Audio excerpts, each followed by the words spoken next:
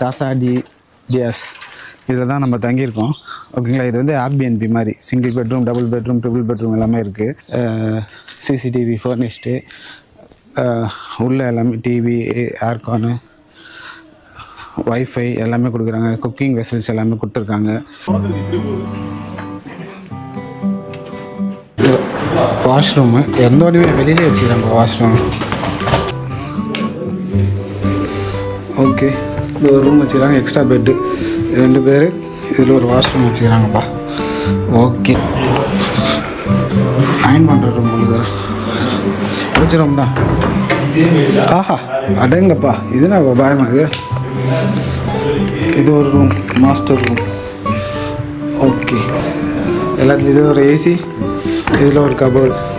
Okay, kitchen super. என்னாச்சு?